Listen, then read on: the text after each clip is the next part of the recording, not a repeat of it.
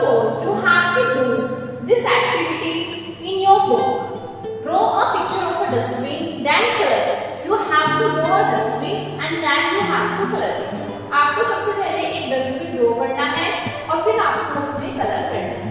Now, let's start the chapter. Separate the waste. Yes, do try. A bin for wet, a bin for dry. Separate means होता है अलग. तो आपको क्या करना है? वेस्ट अलग करना है. Yes, do try. चलो हम ट्राई करते हैं, हम करेंगे. A bin for wet, एक जो bin है, एक जो डस्टबिन है, wet means गीला. तो एक जो डस्टबिन है वो गीले के लिए है, गीले वेस्ट के लिए है, और एक जो डस्टबिन है वो ड्राई वेस्ट के लिए है. ड्राई मींस सूखे वेस्ट के लिए है. आप इस पिक्चर में ध्यान से देख सकते हैं, इसमें आपको बहुत सारा डस्ट दिखाई दे रहा है, बहुत सारा वेस्ट दिखाई दे रहा है.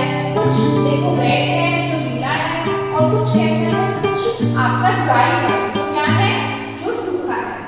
Next, scoop the bed of plates and pots.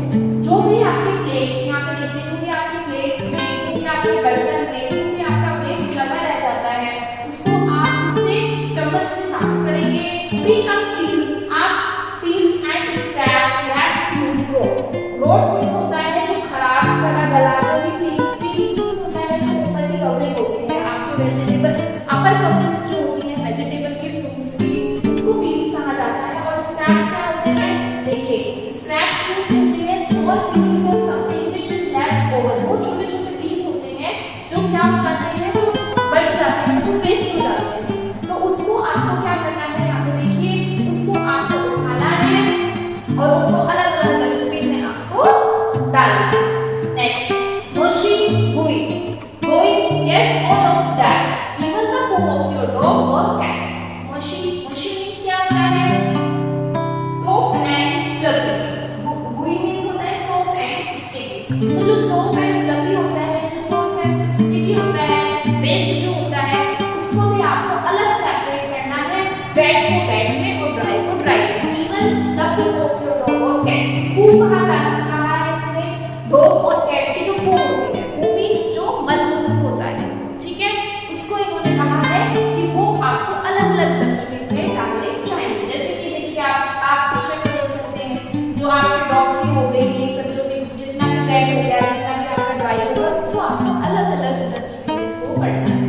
Next, separate the rubber, the plastic, paper, glass, even metal things, put them all in different beans. यहाँ तक कि आपको जो रबर की चीजें हैं, जो प्लास्टिक की चीजें हैं, जो पेपर ग्लास की चीजें हैं, यहाँ तक कि जो मेटल थिंग्स हैं, जो मेटल की भी चीजें हैं, उनको आपको अलग-अलग बिन्स में रखना है.